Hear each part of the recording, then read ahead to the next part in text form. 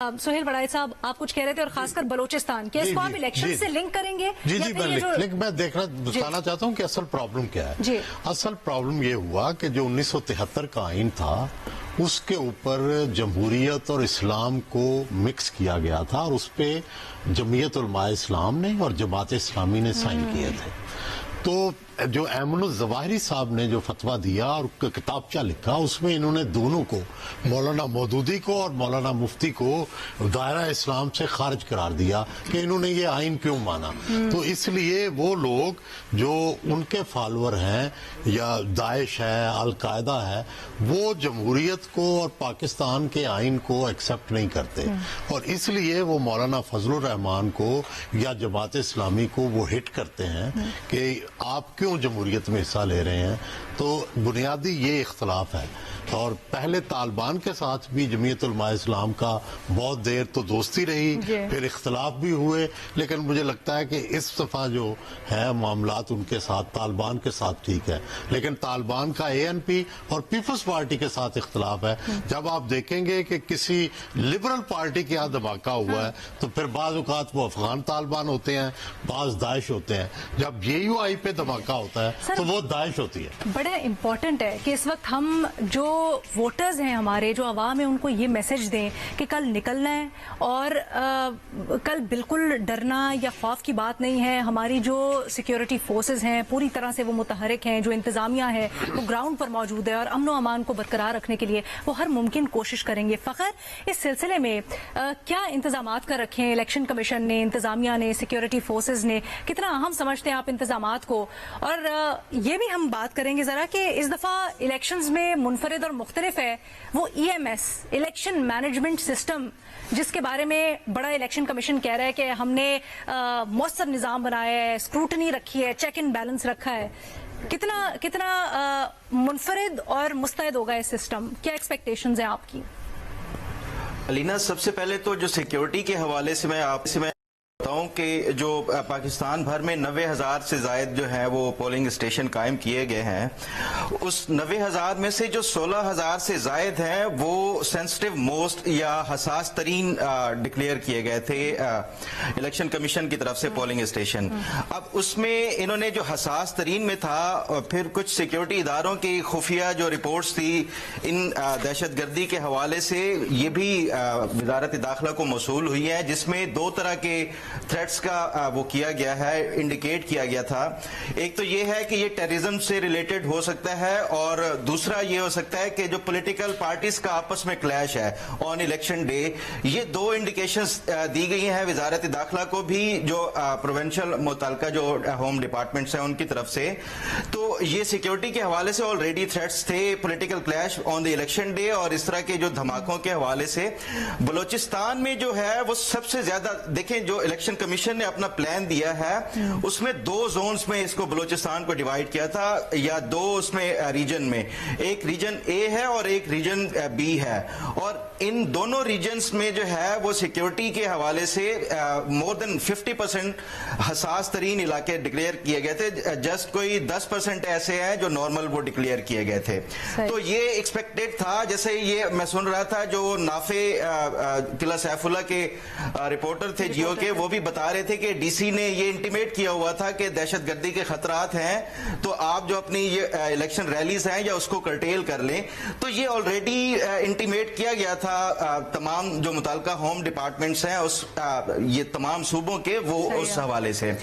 तो ये सिक्योरिटी के हवाले से तो ऑलरेडी ये इंटीमेशन है तमाम तर को। बाकी जहां तक EMS के हवाले से जितनी भी इलेक्शन कमीशन ने अभी तक ब्रीफिंग्स दी हैं या जितने भी अभी तक उनकी तरफ से ये बताया गया है, तो ये ऐसा लग रहा है कि पिछली तरह जो पिछले इलेक्शन में RTS बैठने के वो थे, वो एक सेटिस्फेक्शन मिल रही है कि शायद ये इस दफा वो इस तरह की कोई नई रिपीट होगी चीजें, और जिसमें एक अच्छी बात है ये ऑफलाइन भी ये काम कर सकेगा। एक कंट्रोल रूम कायम किया गया इलेक्शन कमीशन में, एक पूरा मुरव्वजा निजाम है जिसके तहत EMS को कंट्रोल किया जाएगा।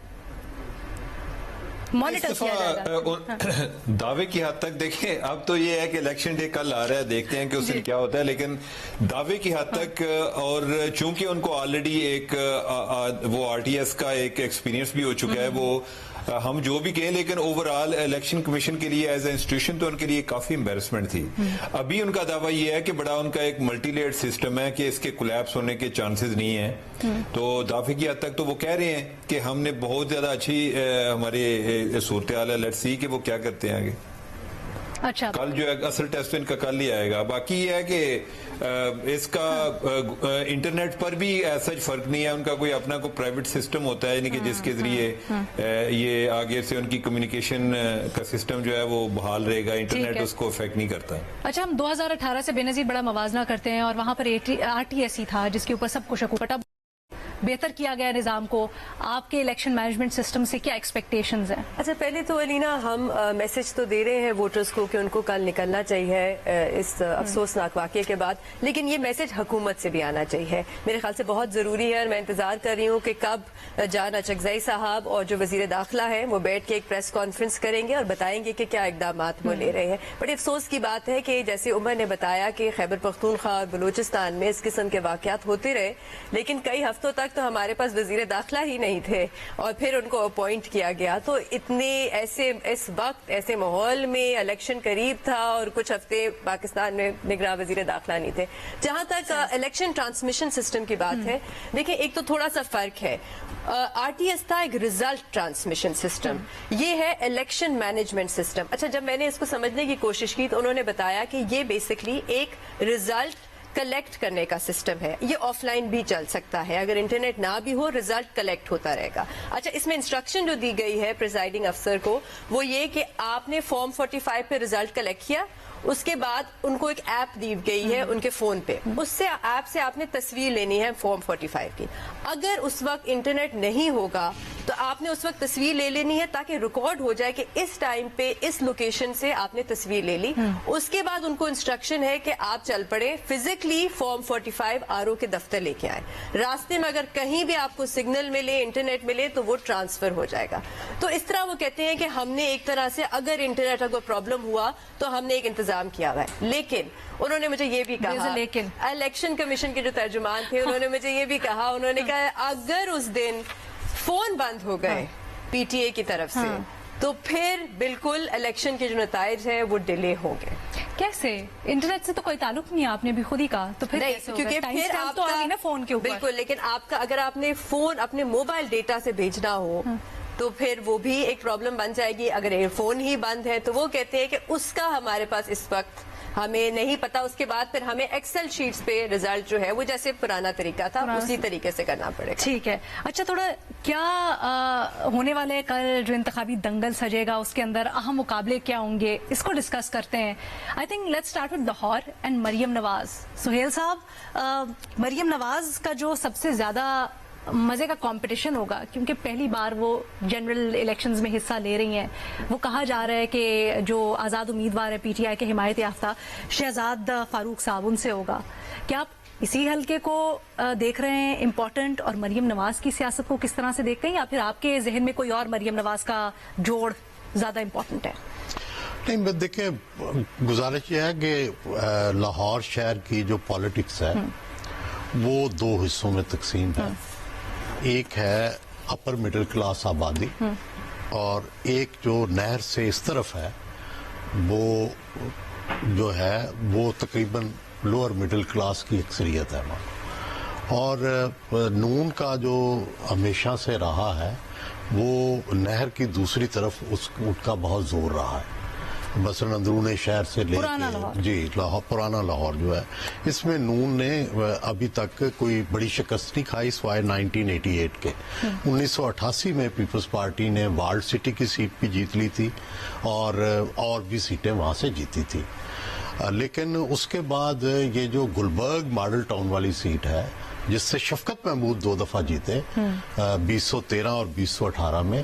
یہ واحد وہ سیٹ تھی کہ جس پہ تحریک انصاف جو ہے لاہور سے جیتتی رہی ہے, اور اس وقت بھی یہ اس میں گلبرگ ہے, اقبال ٹاؤن ہے, ماڈل ٹاؤن ہے, یہ وہ سارے ایریاز ہیں, اربن آبادی ہے, مڈل کلاس ہے. اور بلکہ جو اس وقت شہباز شریف صاحب کی حکومت تھی, انہوں نے جب عمران خان کا پہلا جلسہ ہوا تھا تو یہ پتہ کرایا تھا کہ ٹرانسپورٹ کہاں کہاں سے آئی ہے اور کس کس علاقے سے لوگ آئے ہیں. تو اس وقت بھی, اس جلسے میں بھی سب سے زیادہ لوگ اس علاقے سے گئے تھے.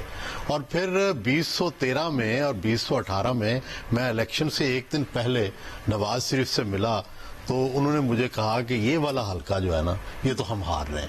اچھا. تو انہیں یعنی پہلے سے ہی اندازہ تھا کہ اس حلقے میں ہم کچھ نہیں کر پائیں گے. تو دوسری طرف ہے اب کینٹونمنٹ کا حلقہ, ٹھیک ہے, جہاں پہ سعد رفیق صاحب ہیں. اب وہاں پہ 2 طرح کے طبقات ہیں. ایک تو جو کینٹ کا سارا ایریا ہے وہاں تو لگتا ہے کہ پی ٹی آئی کی بہت اکثریت ہے, پڑھے لکھے لوگ ہیں, اپر مڈل کلاس ہے, لیکن اس کے ساتھ ساتھ چھوٹے چھوٹے گاؤں ہیں. اب عام طور پر ہوتا یہ ہے کہ جب بھی الیکشن ہوتا ہے گاؤں کے لوگ تو فل ٹرن آؤٹ ہوتا ہے, لیکن جو ساتھ شہری آبادیوں کے لوگ ہیں وہ حالات دیکھ کر کبھی تو وہ بہت ایکٹیو ہو جاتے ہیں اور کبھی بالکل ایکٹیو نہیں ہوتے. تو اب ڈیپینڈ کرتا ہے کہ اس دن ٹرن آؤٹ کیا ہوگا. جہاں تک مریم کے حلقے کا تعلق ہے, آپ نے سوال کیا, وہ بڑا سیف نون کا حلقہ ہے. اچھا. اور دوسری طرف ظاہر ہے پی ٹی آئی کو اس وقت بڑی مشکلات درپیش ہیں, کمپین نہیں ہے, فائنانشیل ریسورسز نہیں ہے, ٹرانسپورٹ نہیں ہے, آزادی نہیں ہے, کوئی مرکزی کمپین نہیں ہے. لیکن آپ نے بات کی تھی نا ووٹرز ڈے کے سرپرائز کی. جی وہ تو ہے. سر وہ تو دیکھو ووٹرز ٹرن آؤٹ سے متعلق آپ کی کیا پیش گوئی؟ دیکھیں, election is always the name of surprise. جو الیکشن سرپرائز نہیں دیتا وہ تو الیکشن ہی نہیں. کل کے دن کے لیے ووٹرز ٹرن آؤٹ پہ دیکھیں, اگر 60% ووٹ نکل آیا تو یہ جو ہمارے سب اندازے ہیں یہ غلط ثابت ہوں گے. اگر 45 سے 50% ووٹ نکلا تو اس کا مطلب ہے کہ ہمارے یہ جو اندازے اداروں نے لگائے ہیں, دوسروں نے لگائے ہیں, وہ تقریباً ٹھیک ثابت ہوں گے. اس کا مطلب یہ ہوگا کہ پی ایم ایل این جو ہے وہ جیت رہی ہے. لیکن اگر 50 سے 60%, 63% چلا گیا تو اس کا مطلب ہے شہروں کے اندر سچویشن چینج ہو گئی ہے اور الیکشن کرنا مشکل. اچھا, آپ کو زیادہ چانسز کس کے لگتے ہیں, کتنی پرسنٹ ٹرن آؤٹ؟ یہاں میں خاموش رہوں گا. وزیر صاحب آپ کچھ کہیں گے؟ دیکھیں, نکلے گا ووٹر میں. اس شہر کی بات کر لیں کہ ووٹر کے اندر ایک پینک, ایک کنفیوژن تو ہے. Panic with in the family, کیونکہ یہ جو ووٹر ہے جسے ہم پی ٹی آئی کا ووٹر کہتے ہیں, یہ 2011 کا ووٹر ہے. جو نیا ووٹر آیا ہے جس نے پہلے کبھی ووٹ نہیں دیا تھا, 2013 میں جا کے ووٹ دیا, اس وقت بہت کنفیوز رہے کہاں ووٹ ڈالنا ہے کہاں نہیں ڈالنا. 2018 میں تھوڑی سی امپروومنٹ ہمیں نظر آتی ہے, ان کا جا کے انہیں پتا ہے ووٹ ڈالنا. اس وقت پولنگ اسٹیشنز, پولنگ بوتھ پہ پہنچنا, یہ ساری چیزیں مسئلہ نہیں ہے. اس وقت مسئلہ ہے وہ خوف. کیا وہ خوف ختم کر پائیں گے؟ کیا وہ بے خوف انداز میں نکلیں گے؟ اگر بے خوف انداز میں نکلتے ہیں بڑی تعداد میں, جو کہ پی ٹی آئی سارا اسٹریس اس چیز پر کر رہی ہے کہ کم ووٹ میں آپ لوگ نکلیں اور پولنگ اسٹیشن پر پہنچیں, یہ ان کا سارا موٹو یہ ہے کہ آپ نکلیں. اب وہ نکلتے ہیں. نوجوانوں کی بڑی تعداد ہے نا اس دفعہ, کہا جا رہا ہے کہ مور دین 18% جو ہے وہ 18 سے 25 سال جنہوں نے پہلے شاید کبھی ووٹ نہیں دیا, اور اگر دیا بھی ہے تو وہ ذرا یوتھ کو پسند کرتے ہیں. یوتھ کے نمائندگان کون ہیں اور ان کو کس طرح سے کل وہ ایکسپریس کریں گے, اس میں اس کی بھی بات کرتے ہیں.